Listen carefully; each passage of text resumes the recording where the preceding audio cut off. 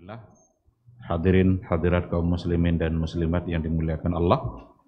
Mari kita awali kajian kita dengan memperbanyak ungkapan puji dan syukur kepada Allah Subhanahu wa taala untuk semua nikmat yang senantiasa ada bersama kita kapan dan dimanapun kita berada. Kita tidak pernah lepas dari nikmat Allah. Dari kita bangun sampai kita tidur, bahkan kita bangun kembali, pada saat itu pasti ada nikmat Allah yang menyertai kita. Oleh karena itu tugas kita hanyalah menjadi hamba yang bersyukur, untuk kemudian Allah pun akan menepati janjinya untuk menambah nikmat bagi siapa saja yang bersyukur. La in syakartum la azidannakum wa la in kafartum inna azabi lasyadid. Ikhwati fillah, sama-sama kita juga harus berselawat dan salam untuk Rasul kita yang mulia Nabi Muhammad sallallahu alaihi wasallam. Allahumma salli ala Muhammad wa ala ali Muhammad. Mudah-mudahan kita nanti di hari akhirat kelak bisa mendapatkan syafaat dari beliau, bisa mendapatkan minuman yang akan dituangkan langsung oleh Rasul kita dari telaganya. Orang-orang yang mencintai sunnahnya, orang-orang yang tegar berada di atas sunnah beliau, insya Allah akan mendapatkan minuman yang akan dituangkan langsung oleh dia, oleh Nabi kita dari telaganya. Mudah-mudahan kita termasuk ke dalam orang yang menikmati minuman itu. Karena dalam hadis dikatakan, man syariba minhu lam yazma abadan. Siapa yang kalau meminumnya maka dia tidak lagi akan merasa haus. Ikhwati fillah, ma'asyaral hadirin wal hadirat rahimani Allah wa iyyakum. Tema kita pada malam hari ini adalah mencoba untuk melihat beberapa bentuk penyimpangan yang datang dari kelompok sufi di dalam memahami dan berinteraksi dengan hadis-hadis Nabi. Ada penyimpangan-penyimpangan mereka dalam berinteraksi dengan hadis. Kita mengangkat tema ini bukan sengaja untuk mengorek-ngorek kesalahan, memancing-mancing suasana, bukan itu. Tujuannya adalah agar kita mengerti mana letak penyimpangannya dan biar kita tidak terjebak pula kepada kesalahan yang sama. Pada pertemuan yang sebelumnya yang kita angkat adalah penyimpangan orang-orang Syiah di dalam berinteraksi dengan hadis. Ada pula penyimpangan mereka. Ternyata berbagai macam bentuk aliran-aliran yang ada itu memiliki penyimpangan-penyimpangan yang harus diwaspadai, jangan sampai kita terjebak masuk ke dalam penyimpangan itu pula. Nah, malam ini kita coba lihat dari kelompok sufi. Siapa itu sufi? Sufi itu adalah orang-orang yang mengamalkan ilmu tasawuf. Kalau kita tengok penjelasannya para ulama, kata sufi itu ada diambil dari beberapa asal kemungkinan. Ada yang mengatakan kata sufi itu diambil dari kata suf. Suf itu artinya adalah bulu domba. Jadi bulu domba yang ada kambing yang bulunya tebal itu dalam bahasa Arabnya suf. Dan itu adalah lambang dari kesederhanaan. Kalau seandainya ada orang berpakaian dengan menggunakan pakaian yang terbuat dari bulu domba itu lambang dari kesederhanaan. Maka ada yang mengatakan bahwa asal dari kata sufi itu atau tasawuf itu dari kata suf. Karena memang mereka menginginkan kesederhanaan di dalam menjalani kehidupan. Ada yang mengatakan kata sufi atau tasawuf itu dari kata as-safa. As-safa. As-safa itu artinya adalah bersih, suci. Jadi safa artinya bersih atau suci. dinisbatkan sufi dari kata diambil dari kata as-safa itu karena memang slogannya atau yang diinginkan oleh mereka itu sesungguhnya adalah memang kesucian jiwa, kesucian diri. Maka orang-orang sufi pada asalnya mereka adalah orang-orang yang selalu menginginkan kesucian jiwa. Dan Islam memang menganjurkan kita untuk senantiasa mensucikan diri, mensucikan jiwa. Bukankah salah satu dari tujuan Nabi diutus itu wa yuzakkihim? Yuzakkihim berarti tazkiyah, untuk mensucikan jiwa, mensucikan diri mereka.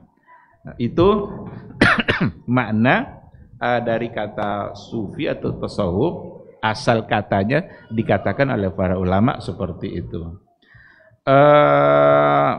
Tetapi pada akhirnya istilah sufi atau tasawuf itu sudah menjadi satu bentuk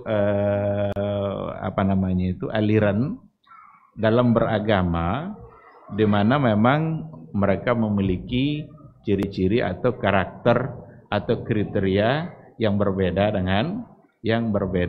dengan yang lain. Dilihat dari segi asal munculnya istilah itu dan asal prakteknya pada awalnya, sufi dan itu sebenarnya sangat bagus sekali. Kenapa bagus? Karena memang bertujuan untuk mensucikan jiwa.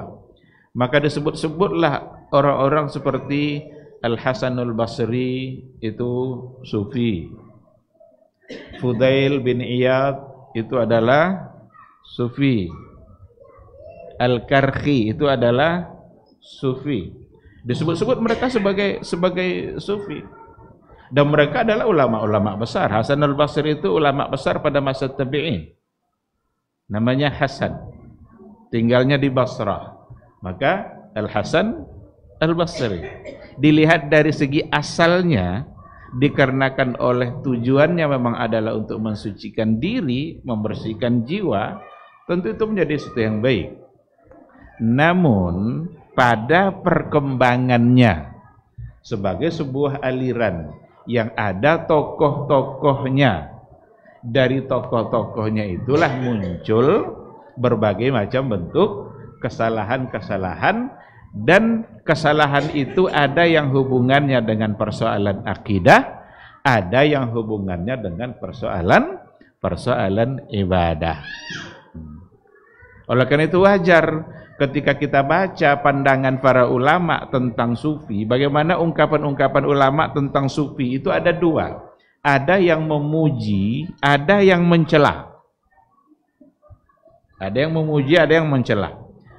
Coba kita tengok. Imam Malik Ibn Anas itu salah satu dari ungkapan beliau itu adalah ungkapan yang memuji kelompok sufi. Apa ungkapan beliau? Di antaranya Imam Malik pernah berkata, barang siapa yang mendalami agama tapi tidak bertasawuf maka sungguh telah fasik. Jadi kalau mendalami agama tidak bertasawuf berarti dia fasik.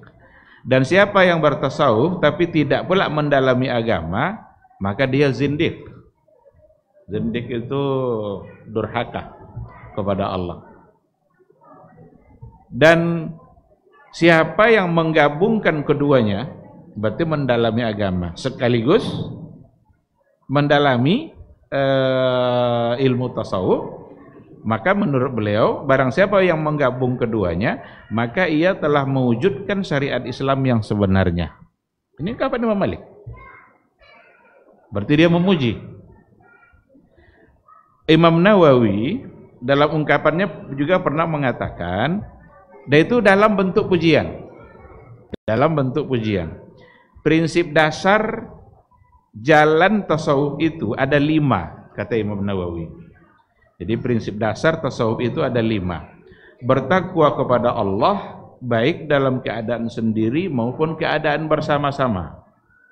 Ketika bersama-sama dengan orang lain, buktikan ketakwaan kepada Allah. ketika dia sendiri juga takut kepada Allah. Artinya tidak mau melaksanakan dosa meskipun dia dalam keadaan sendiri. Itu yang pertama kata beliau. Mengikuti sunnah Nabi baik dalam perkataan maupun perbuatan. Bagus enggak tuh? Bagus. Mengikuti sunnah Nabi baik dalam perkataan maupun dalam perbuatan. Menolak mengandalkan makhluk, karena memang kita tidak boleh berharap kepada makhluk. Kita hanya boleh mengharap kepada Allah. Ridha dengan semua ketentuan Allah, baik yang sedikit maupun yang banyak. Apapun yang ditetapkan oleh Allah untuk kita, kita harus ridha. Dikasih banyak, alhamdulillah. Dikasih sedikit, tetap ridha dengan apa yang ditetapkan oleh Allah. Dan yang terakhir, kembali kepada Allah baik ketika senang maupun ketika sulit. Ini ungkapan Imam Nawawi terkait dengan sufi atau tasawuf. Dua ungkapan itu memuji. Namun kalau kita tengok ungkapan ulama yang lain, banyak di antara mereka yang mencela kelompok sufi. Jadi ada yang memuji, ada yang mencela.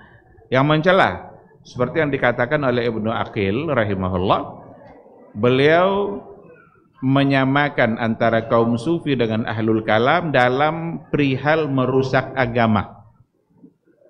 Jadi sama katanya, ahlul kalam dan orang sufi sama dalam persoalan merusak agama. Kata beliau, ahlul kalam mereka merusak akidah umat manusia dengan berbagai syubhat, nalar dan logika.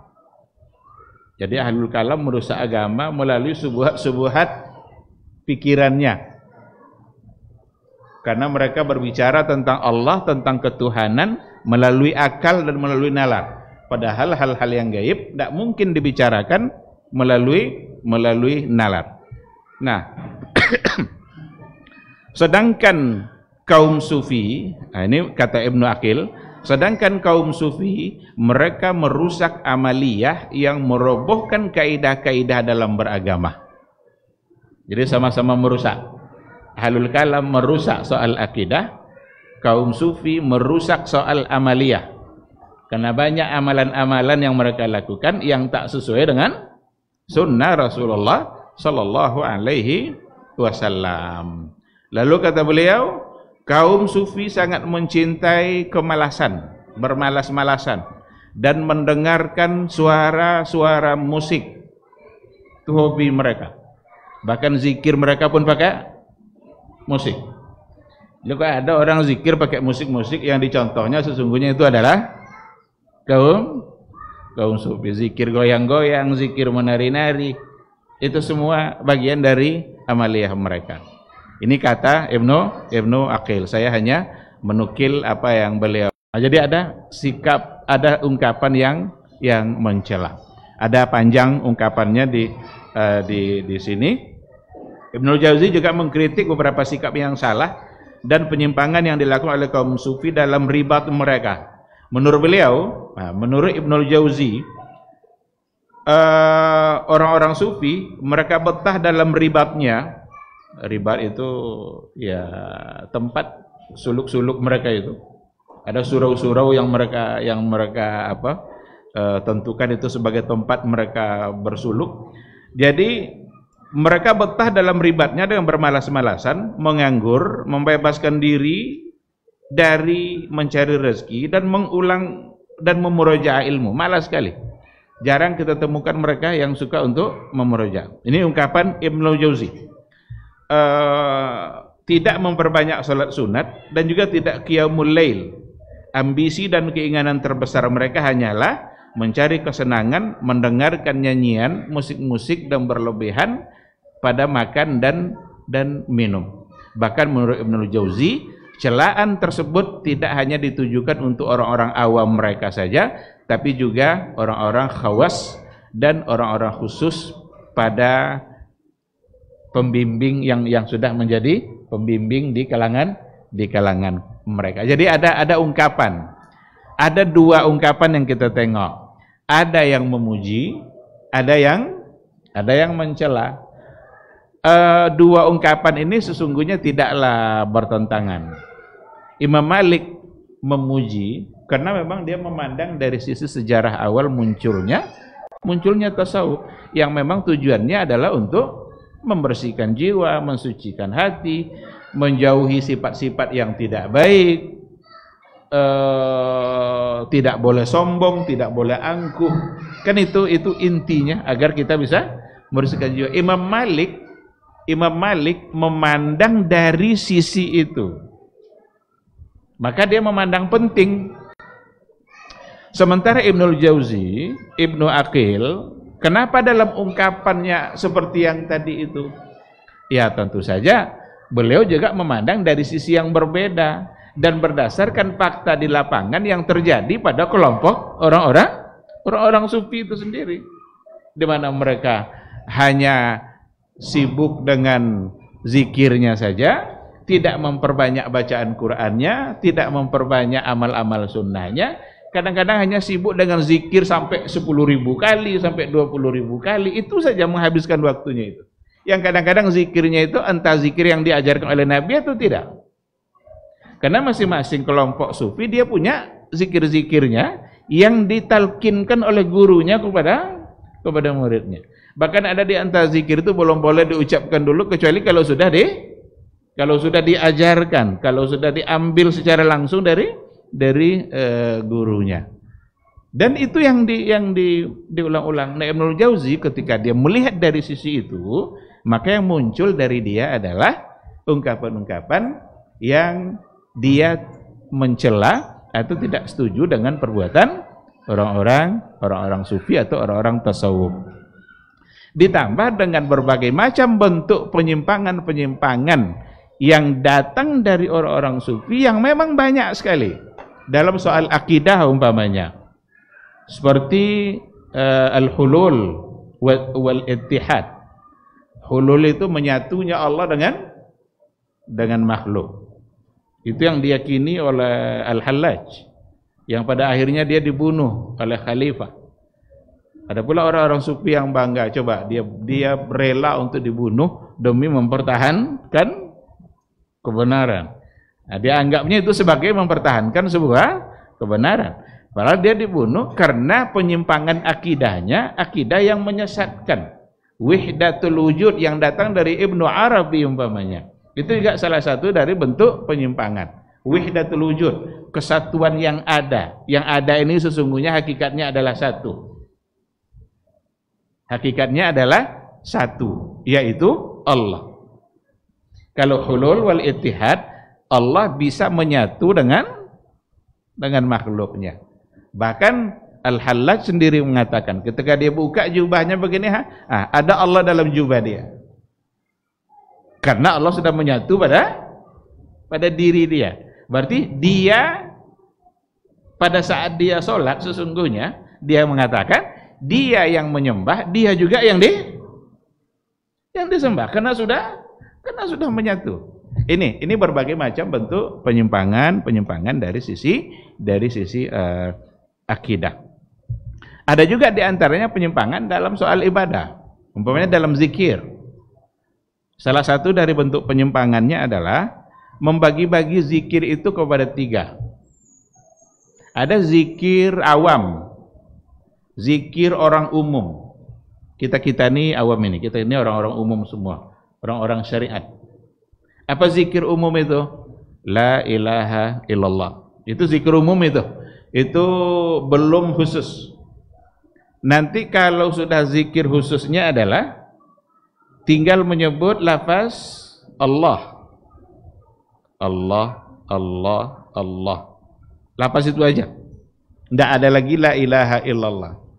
Yang khawasul khawas, kalau yang super khusus, nah tadi masih khususnya tapi masih sederhana khususnya. Sekarang yang super khusus, khawasul khawas. Tidak lagi menyebut lafaz Allah, tapi tinggal menyebut lafaz huwa atau hu. Maka zikirnya hu. Itu kalau sudah sampai pada makam tertinggi itu khawasul khawas. Tapi kalau seandainya zikirnya la ilaha illallah, Itu masih umum, zikir yang bersifat umum. Namun, kenapa itu dianggap sebagai sebuah penyimpangan? Karena kalau kita kembalikan kepada hadis Nabi, apa yang dikatakan oleh Rasul kita, afdalu zikri apa? La ilaha illallah. Apa itu afdalu zikri? Apa arti kata afdalu zikri? Zikir yang paling baik, zikir yang paling afdal.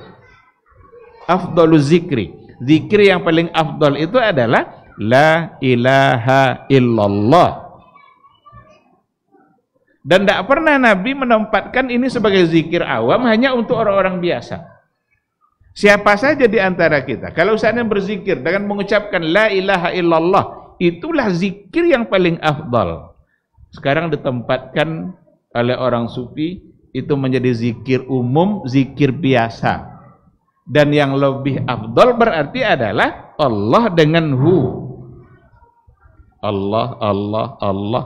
Ini makamnya sudah berbeda. Orang-orang tertentu yang dapat mengucapkan itu. Orang-orang awam masih la ilaha illallah. Kalau sudah naik nanti makamnya, peringkatnya, maka berubah zikirnya menjadi Allah. Kalau sudah lebih tinggi lagi, maka tinggal menyebutkan huwa atau hu. Kalau ada di antara orang-orang sufi yang mengamalkan zikir itu hu, berarti itulah makom yang tertinggi, dan seolah-olah dia mengatakan zikir hu lebih afdal daripada la ilaha illallah. Padahal di hadis apa? Yang afdal la ilaha illallah.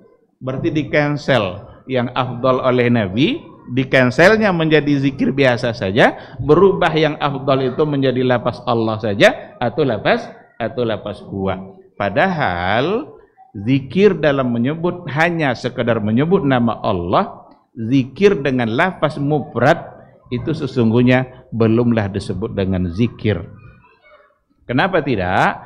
Karena yang namanya zikir itu adalah memuji dan menyebut-nyebut kebesaran Allah. Kita kalau memuji seseorang, umpama ada orang yang ingin kita puji, kita sebut kelebihannya, apakah kita menyebut namanya saja?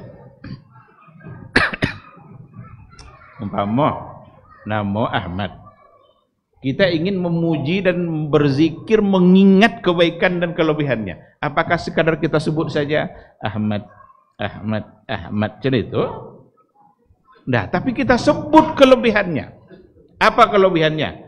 Ahmad yang apa umpama? Ahmad yang dermawan, Ahmad yang penyayang ke anak-anak umpama, Ahmad yang ada pujiannya, itu baru disebut memuji.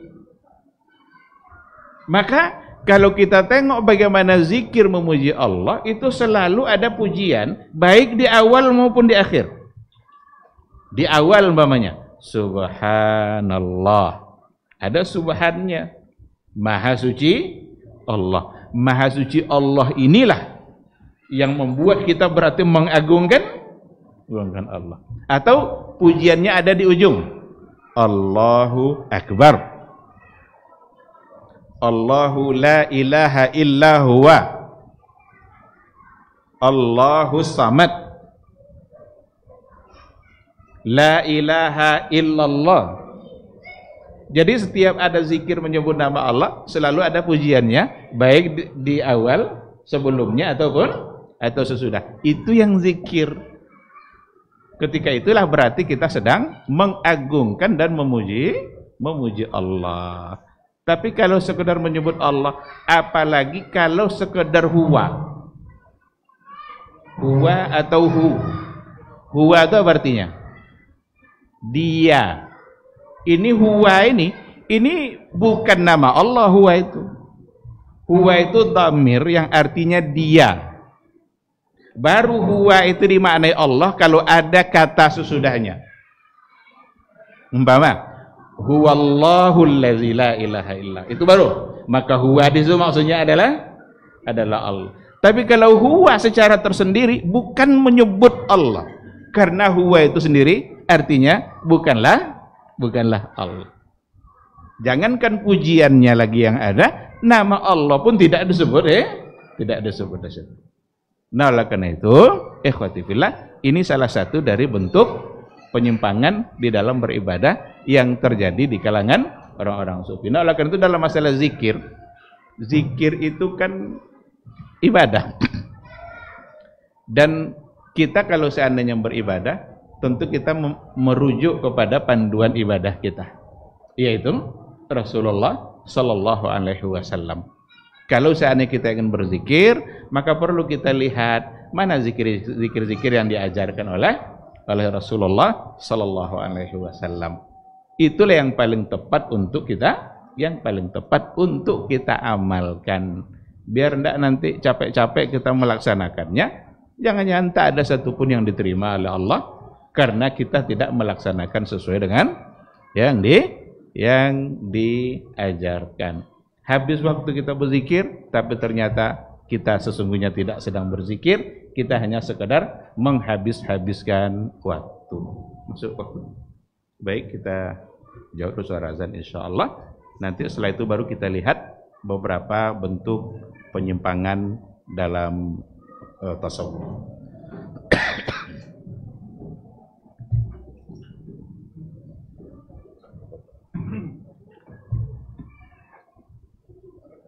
Allahu Akbar, Allahu Akbar,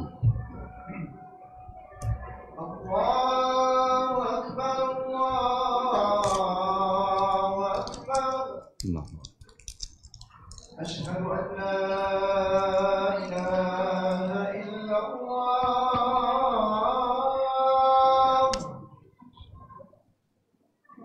Asyhadu an la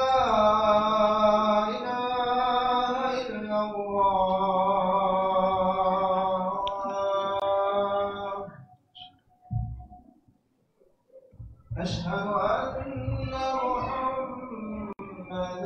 رسول الله.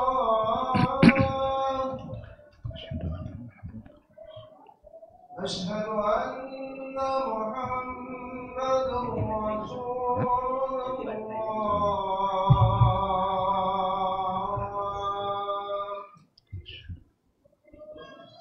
حي على الصلاة.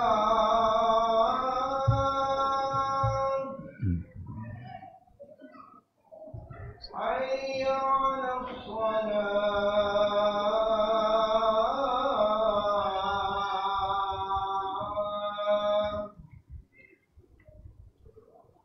حي على الفلاح.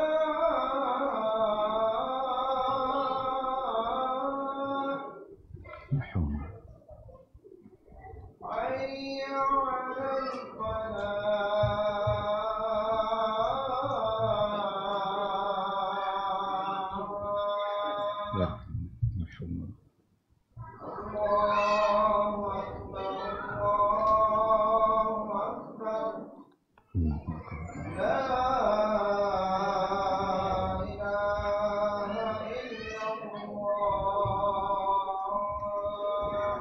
La ilaha illallah Rasulullah sallallahu alaihi wasallam.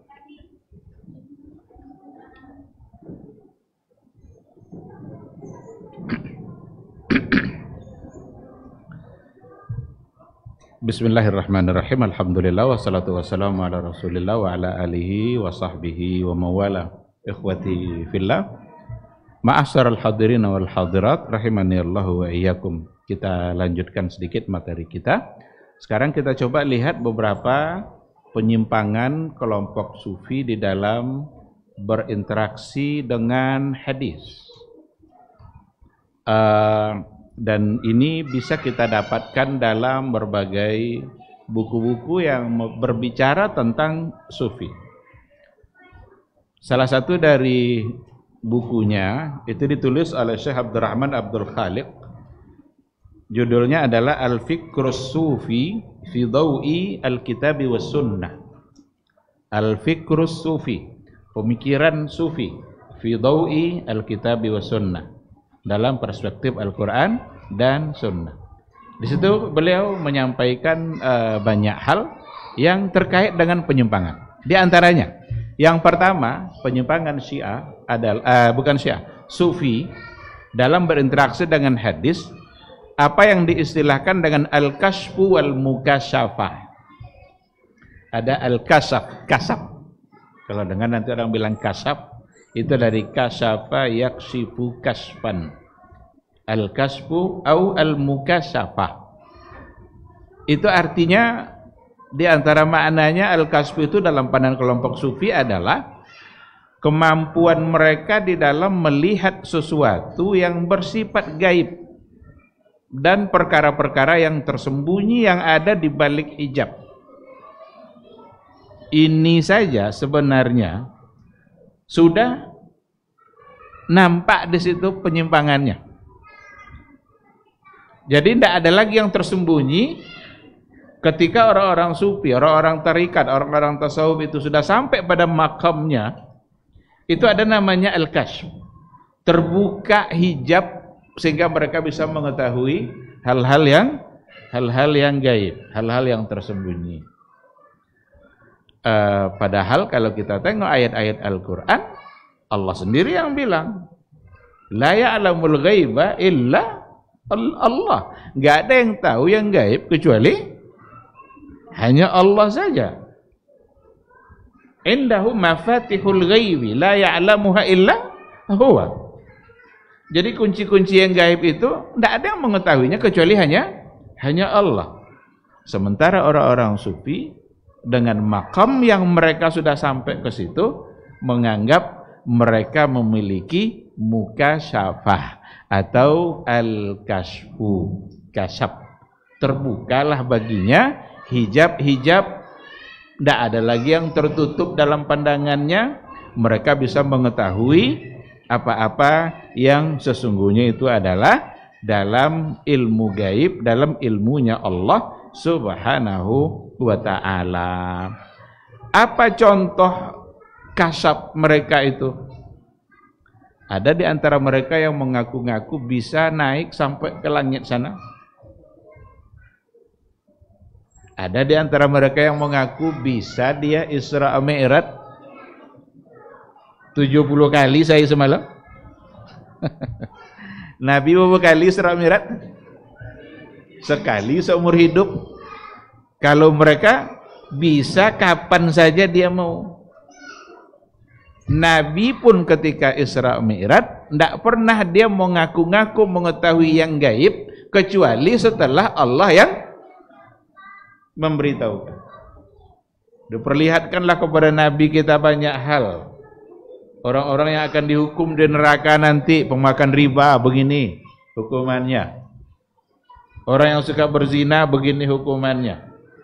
Ada riwayat yang mengatakan seperti itu. Karena Jibril yang memang menyampaikan. Nah sementara orang-orang sufi yang ngaku-ngaku bisa Isra Mi'raj 70 kali sehari, disitulah dia dapat mengetahui perkara-perkara yang gaib. Kalau kita tengok ungkapan-ungkapan mereka, banyak sekali hal-hal yang tidak bisa diterima karena tidak mungkin itu dapat dibenarkan. Ada di antara mereka yang menganggap bahwa wali-wali Allah, orang-orang sufi yang menjadi wali Allah itu lebih mulia daripada Nabi. Ungkapan itu dapat dipahami dari apa yang diungkapkan oleh seorang tokoh sufi namanya Abu Yazid Al-Bustami. Abu Yazid Al-Bustami. Banyak ungkapan-ungkapan yang datang dari beliau. Salah satunya, para anbiya mereka telah hanya sampai ke pinggir-pinggir pantai. Tapi para wali Allah lah sampai menyalam sampai ke laut. Ya kalau Nabi hanya sampai pinggir-pinggir pantai. Kalau wali Allah lah menyalam sampai ke. Ungkapan itu seolah-olah dia mengatakan auliaullah lebih afdal daripada nabi Allah. Ini Nabi sampai pantainya. Kalau wali lah menyalam sampai ke laut. Apa di antara ungkapan Abu Yazid Al-Bustami? Dia mengambil ilmu langsung dari Allah. Jadi dia mengatakan kalau dia mengambil ilmu langsung dari dari Allah. Dia mengkhitab orang-orang yang bukan sufi dan mengatakan, kalian telah mengambil ilmu orang-orang yang sudah mati, sementara kami mengambil ilmu dari yang maha hidup yang tak pernah mati. Jadi orang-orang pada masa itu, para ulama kan mengambil ilmu dari fulan sampai kepada Nabi, kan dia mati semua tuh. Sementara kami mengambil ilmu dari dia yang maha hidup yang tak pernah mati. Berarti mengambil ilmu dari Allah. Dia menyebutkan sanadnya dalam mengambil ilmu itu. Haddatsani qalbi an rabbi. Haddatsani qalbi an rabbi. Hatiku berbicara, diambilnya dari Rabbku. Jadi hatinya mengambil langsung dari Allah. Inilah yang dilakukan oleh orang-orang sufi itu. Seperti Abu Yazid Al-Bustami. Yang tentu saja ungkapan itu tidak dapat dibenarkan. Kita bisa melihat banyak ungkapan ya, seperti yang dikatakan juga oleh Abul Hasan Asy-Syadzili. Ini salah satu dari tokoh tasawuf yang sangat diagung-agungkan, Abul Hasan Asy-Syadzili. Menurut beliau, ini kasafnya beliau ini. Kasaf itu sudah terbuka hal-hal yang gaib. Dia sudah tahu perkara-perkara yang gaib karena sumber ilmunya sudah berbeda. Apa kata beliau? Sekarang saya mendapatkan ilmu dari 10 lautan. Sekarang tuh ya ketika dia hidup, karena dia mengatakan. Jadi setelah sampai maqamnya seperti itu, dia mengatakan bahwa dia mendapatkan ilmu dari 10 lautan. 5 dari langit, 5 dari bumi. Adapun 5 yang dari langit adalah Jibril, Mikail, Israfil, Israel, dan Ruh. Sedangkan yang 5 dari bumi adalah Abu Bakar, Umar, Utsman, Ali, dan Nabi. Itulah sumber ilmunya. Berarti dia langsung belajar dari Nabi. Ini nanti kesalahan yang kedua ini yang ada pada orang sufi, mengaku-ngaku ketemu langsung dengan Nabi dalam keadaan terbangun, terjaga seperti ini, bukan dalam keadaan mimpi. Itu pada poin yang kedua. Jadi mereka menganggap seperti itu. Berinteraksi dengan hadis itu bisa langsung dengan menanyakan kepada Rasulullah Sallallahu Alaihi Wasallam. Nah, maka sebelum kita masuk pada yang kedua, yang pertama ini itulah al-kasfu wal mukasyafah. Kita bisa tengok di buku-buku orang sufi. Nah, wajarlah ketika ada banyak di antara ulama yang mencela. Ketika ada ulama yang mencela, mereka memandang dari sisi ini. Bahkan ada di antara orang-orang sufi yang mengaku-ngaku mereka mendapatkan ilmu dari Nabi Khidir. Nabi Khidir apa ilmu di situ? Diajar langsung oleh Nabi Khidir. Entah ada bacaan-bacaan, entah zikir-zikir. Coba kita bawa kepada apa yang disampaikan oleh Nabi kita. Jangankan Khidir, Nabi Musa saja. Kalau seandainya dia masih hidup, maka Nabi Musa akan ikut Nabi Muhammad sallallahu alaihi wasallam.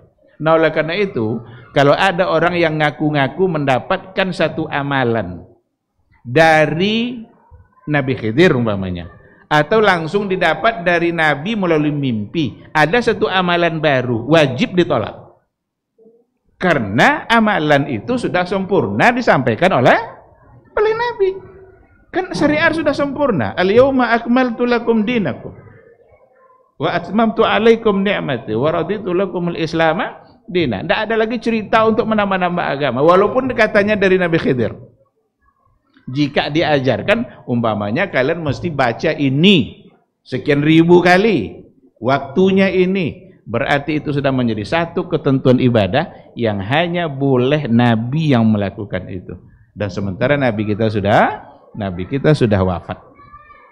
Nah, oleh karena itu mukasyafah yang dijadikan alasan oleh orang-orang sufi yang mereka menganggap terbuka hijab-hijab yang gaib itu, mereka tahu perkara-perkara yang gaib itu semua adalah kebohongan-kebohongan yang tidak boleh untuk dipercaya. Nah, kita masuk pada poin yang kedua. Biar tidak terlalu panjang. Masuk pada poin yang kedua. Kesalahan yang kedua yang ada pada orang sufi adalah liqa'un nabi yaqzatan. Berjumpa dengan Nabi dalam keadaan sadar dan terbangun. Ini bukan dalam keadaan mimpi. Kalau dalam keadaan mimpi ada hadisnya. Dalam hadis dikatakan oleh Rasulullah sallallahu alaihi wasallam, "Man ra'ani fil manami faqad ra'ani, fa inna syaitan la yatamassalu bi." Siapa yang bermimpi melihat saya, itu benarlah dia melihat saya. Fa inna syaitan, karena syaitan tidak bisa menyerupai saya. Nah, walaupun para ulama punya bahasan yang agak panjang dalam persoalan ini, ada yang mengatakan bahwa hadis ini adalah untuk para sahabat. Karena sahabatlah yang bisa memastikan yang dia lihat adalah Nabi. Ada yang mengatakan seperti itu, bahwa hadis ini karena Nabi mengucapkannya di hadapan para sahabatnya. Man ra'ani fil manam faqad ra'ani. Maksudnya adalah sahabat. Tetapi ada sebagian ulama yang lain tidak menghususkannya untuk sahabat karena man di situ bersifat umum. Siapa yang melihat saya? Siapa itu kan tidak hanya khusus sahabat. Ada orang-orang sesudahnya yang mereka bisa mempelajari dan mengetahui syama'il Muhammadiyah. Sifat-sifat yang ada pada diri Nabi. Maka banyak dalam catatan sejarah ulama-ulama besar dalam Islam itu pernah bermimpi melihat Rasul. Imam Ahmad umpamanya, Ibnu Sirin dan ulama-ulama yang lain. Maka sebagian mengatakan hadis itu bukanlah hanya untuk sahabat, tetapi berlaku untuk semua orang yang mungkin saja untuk melihat dalam keadaan mimpi. Tinggal lagi untuk memastikan apakah yang dia lihat itu benar Nabi atau tidak. Karena ada juga orang ngaku-ngaku bermimpi ketemu Nabi. Sudah pun Nabi dunia juga. Putio janggu isa donya. Itu tidak Nabi itu. Karena Nabi rambutnya hitam, bahkan dalam Syama'il Muhammadiyah dikatakan yang warna putih tidak lebih dari 20 lembar. Akhirnya mimpinya tuh Nabi putih bu osa dong. Wah itu tidak Nabi itu. Alah, tak siapa nomor putih bu. Lah, jadi tinggal lagi untuk memastikan apakah benar yang dilihat. Tapi kalau sesuai dengan ciri-cirinya, maka itu adalah betul. Sebab syaitan tidak bisa menyerupai. Nah, orang-orang sufi mengakunya ketemu Nabi tidak saat mimpi. Kalau ketemu saat mimpi itu level bawah, bro. Yang level tinggi itu adalah bisa langsung ketemu dengan Nabi. Nampak oleh dia Nabi dan bisa bercerita, berkomunikasi dengan Rasul. Ini adalah sesuatu yang sangat tidak bisa diterima.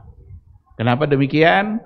Karena Rasulullah Shallallahu Alaihi Wasallam dia sudah wafat dan dia berada di alam barzah.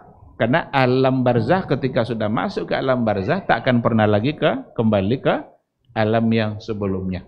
Manusia mengalami 4 alam. Setiap pindah dari alam berikutnya tidak pernah kembali lagi ke alam yang sebelumnya. Alam rahim, alam dunia. Kalau sudah masuk alam dunia tidak pernah kembali ke rahim. Alamul barzakh. Kalau sudah berada di alam barzakh tidak akan pernah kembali lagi ke alam dunia. Kemudian alamul akhirah. Alam akhirat. Nah, oleh karena itu ketika ada orang yang mengaku ketemu, berarti itu menyalahi sesuatu yang menjadi ketentuan dalam beragama. Ada pula katanya sengaja Nabi itu datang atau keluar dari kuburnya untuk mencium lututnya. Atau Nabi mengulurkan tangannya supaya dia nanti mencium tangan Nabi lalu masuk lagi. Dilihat oleh sekian banyak orang. Padahal untuk masuk ke dalam itu saja itu akan sangat sulit. Jadi banyak khurafat banyak kebohongan-kebohongan yang didapatkan dengan keyakinan liqa an-nabi yaqzatan. Kalau dalam mimpi ada hadisnya, tapi kalau dalam keadaan terang, dalam keadaan bangun, dalam keadaan tersadar itu tidak dapat dibenarkan. Ada satu riwayat yang mereka pegang. Ada satu riwayat yang mereka pegang di mana Rasul mengatakan, Rasulullah sallallahu alaihi wasallam mengatakan, "Man ra'ani fil manam fasayarani fil yaqazah." Man ra'ani fil manam fasayarani yaqazah. Siapa yang melihat saya dalam mimpi, maka dia akan melihat saya dalam keadaan yaqazah, terbangun. Berarti ada kemungkinan untuk melihat Nabi siapa yang bermimpi. Nah, tetapi perlu dipahami apa makna hadis ini oleh para ulama. Di sini lagi-lagi ketika dikatakan siapa yang melihat saya dalam mimpinya, insya Allah dia akan melihat saya dalam keadaan terbangun. Ini lagi-lagi ada yang memaknainya hanya untuk sahabat. Jadi kalau ada sahabat yang belum pernah ketemu Nabi, lalu mimpi dia, insya Allah sebelum Nabi wafat dia pasti akan menjumpainya. Kalau diartikan secara umum, berapa banyak ulama-ulama Islam dulu, ulama-ulama Ahlus Sunnah yang bermimpi ketemu Nabi, tapi tidak pernah dia ngaku-ngaku ketemu Nabi saat terbangun, padahal dia mimpi ketemu Rasul. Kalau hadis itu kan itu tuh, siapa yang melihat saya dalam mimpi, insya Allah dia akan lihat saya langsung saat terbangun. Berarti adalah orang yang hidup pada masa Nabi. Adapun sesudahnya, tidak lagi. Imam Ahmad pernah bermimpi ketemu Nabi. Apakah dia pernah ketemu Nabi secara terbangun? Tidak ada. Karena yang ngaku-ngaku bisa itu hanya orang-orang sufi saja. Hanya orang-orang yang mendalami sesuatu yang tidak pada tempatnya dan mendatangkan hal-hal yang tidak mungkin diterima oleh akal manusia. Nah, jadi hadis yang tadi itu tidak bisa dijadikan alasan untuk mendakwakan apa yang mereka yakini. Ada banyak kisah dengan keyakinan mereka bahwa bisa ketemu Nabi.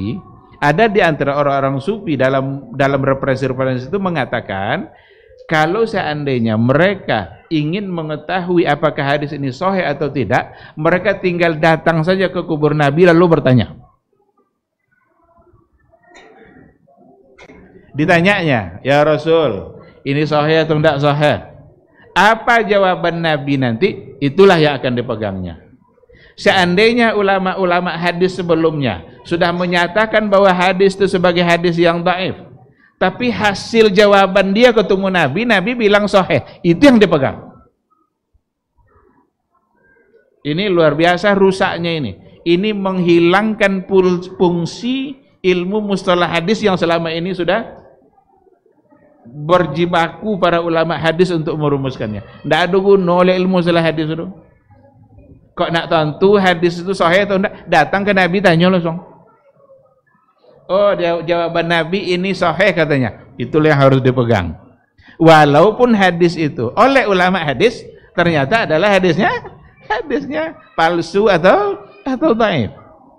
Jadi mereka mengukur kebenarannya tidak lagi melalui ilmu-ilmu mustalahul hadis, ilmu rijalul hadis, tetapi dengan bertanya langsung kepada Nabi. Ada dibuatkan dalam buku ini ketika hal-hal yang seperti itu disampaikan kepada Ibnu Abdil Bar menolak semua bentuk keyakinan yang datang dari orang-orang sufi seperti itu. Nyado yang melaporkan kayaknya, iya ndak cenderung turunnya bisa cenderung. Ibnu Abdil Bar adalah salah seorang ulama yang bermazhab Maliki dan dia juga adalah sebagai ahlul hadis. Jadi dia menolak semua bentuk penyimpangan yang seperti itu. Baik, yang terakhir kita masuk pada bagian yang ketiga.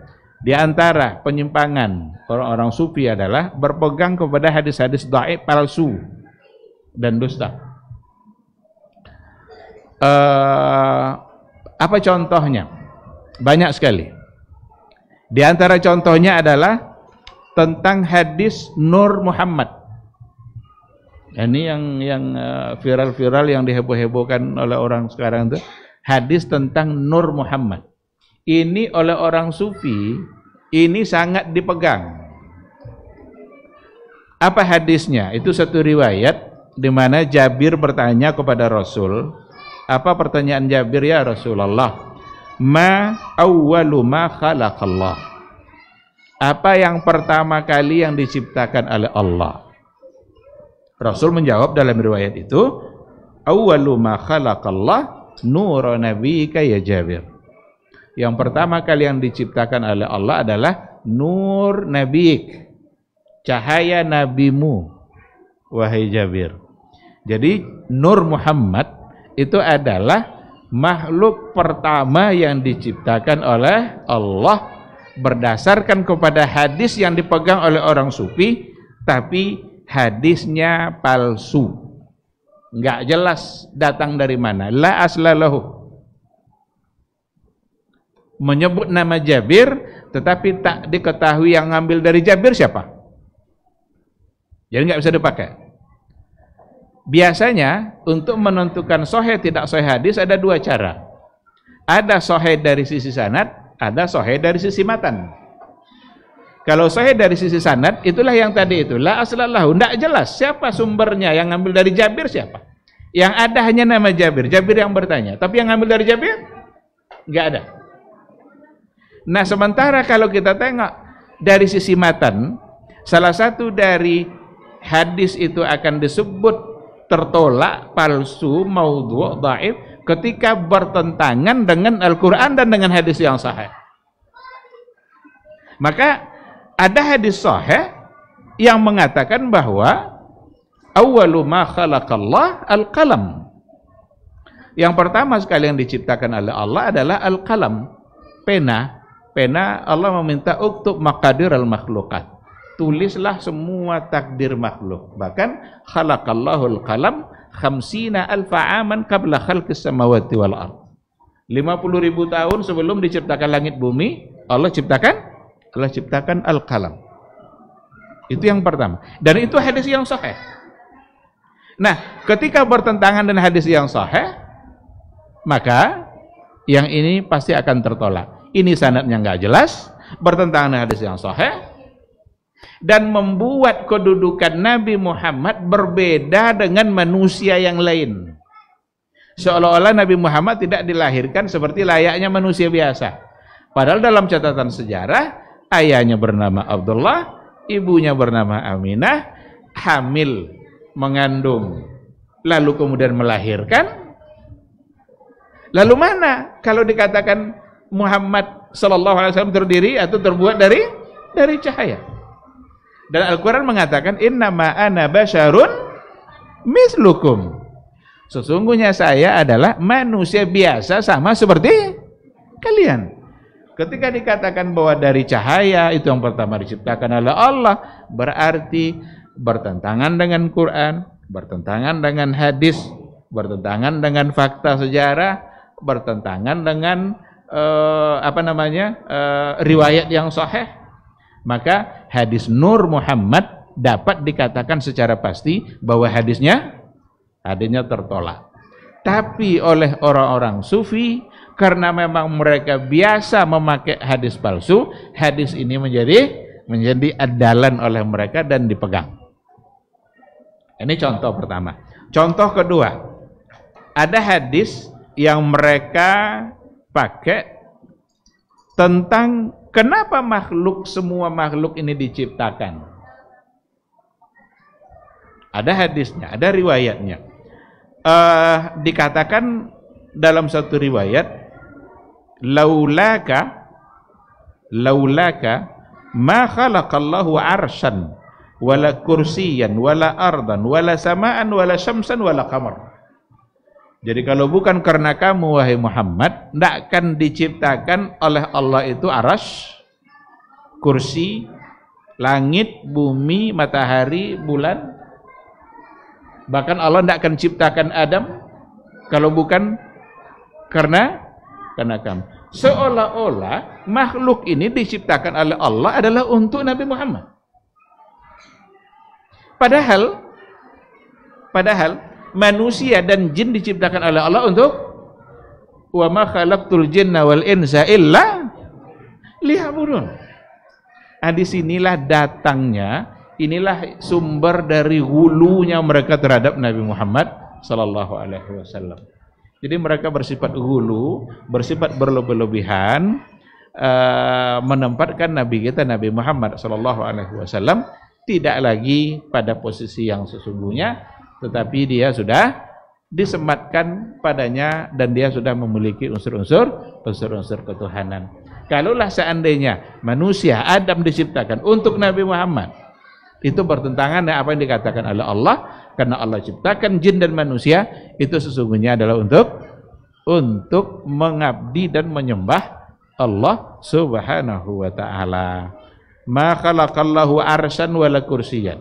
Tidak Allah ciptakan aras, kursi, langit, bumi, matahari, bulan, kecuali adalah untuk Nabi Muhammad. Nah, jadi ikhwati fillah, ini dua dari sekian banyak contoh hadis-hadis dhaif, hadis-hadis palsu yang menjadi andalan dan pegangan oleh orang-orang sufi.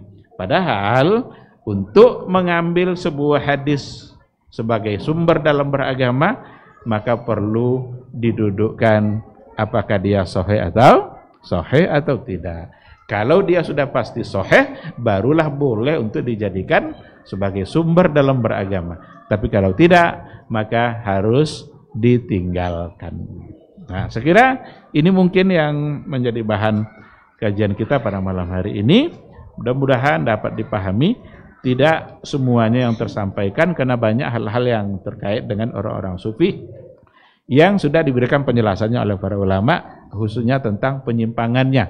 Tujuannya sekali lagi adalah supaya kita terhindar dari kesalahan-kesalahan yang sama. Jangan bermudah-mudah untuk mengambil sebuah hadis dari mereka, pastikan apakah itu sahih atau tidak. Wallahu a'lam. Ada pertanyaan? Tafadhal.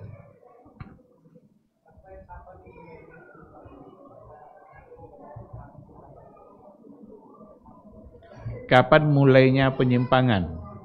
Iya. Dia ada nanti embrio dari sebuah penyimpangan. Embrio itu ya bibit-bibitnya lah. Ada yang benar-benar sudah terjadi penyimpangan. Kalau embrionya itu maksudnya bibit-bibitnya tadi itu dari awal-awal itu sudah kelihatan. Ada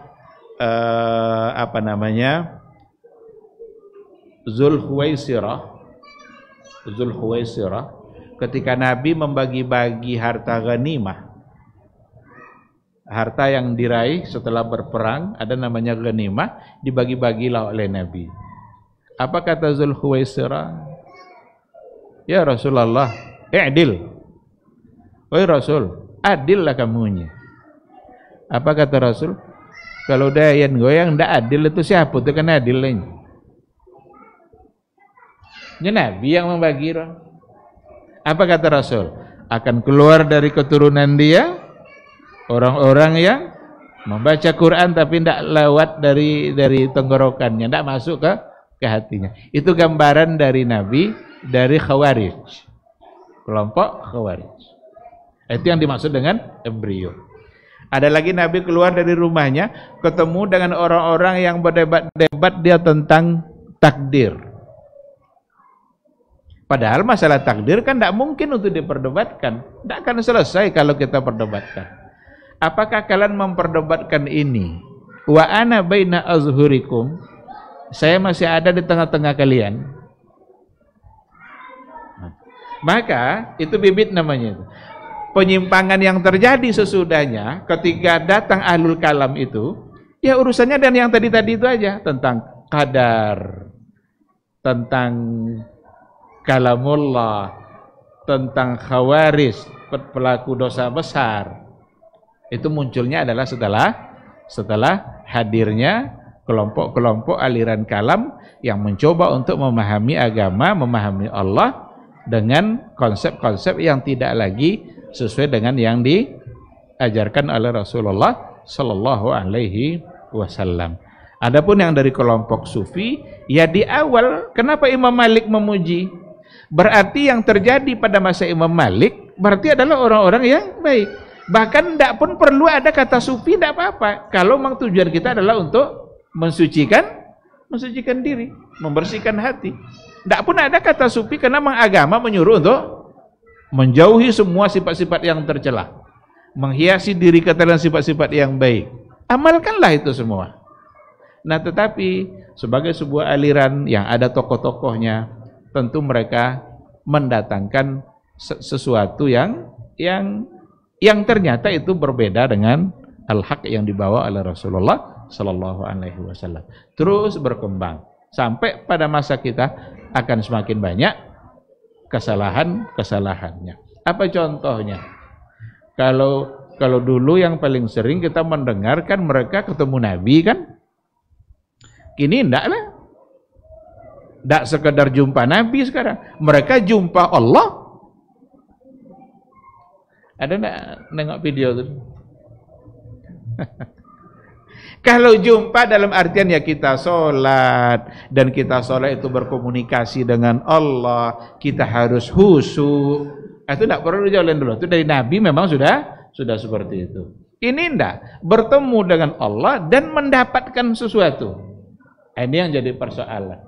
Berarti dia seolah-olah mendapatkan sesuatu yang baru, dan itu pula yang dibanggakan kadang. Karena dapat langsung dari Allah, maka diamalkan, dibaca zikir itu, dan dianggap sebagai sebuah ibadah. Nah, itulah sebagai kesalahannya. Yang namanya ibadah tentu kita kembalikan kepada Allah dan kepada Rasulullah Sallallahu Alaihi Wasallam. Sekira seperti itu. Wallahu subhanahu wa ta'ala. Ada yang lain? Baik, kalau tidak ada, saya kira kita cukupkan sampai di sini. Mudah-mudahan apa yang kita bahas dapat kita mengerti, dan mudah-mudahan kita terhindar dari semua bentuk penyimpangan-penyimpangan yang ada pada sufi. Sekali lagi pada saat kita bicara tentang penyimpangan, bukan tujuannya untuk memancing-mancing suasana, untuk membuat orang marah, enggak. Hanya semata-mata membacanya secara ilmiah agar kita paham inilah kesalahannya, dan jangan sampai ikut dengan kesalahan yang terjadi. Mudah-mudahan Allah senantiasa mengokohkan hati kita dan tetap istiqamah berada di atas sunnah Nabi, dan dijauhkan kita dari berbagai macam bentuk penyimpangan yang ada. Terima kasih. Subhanakallahumma wa bihamdika asyhadu an la ilaha illa anta astaghfiruka wa atubu ilaik. Wassalamualaikum warahmatullahi wabarakatuh.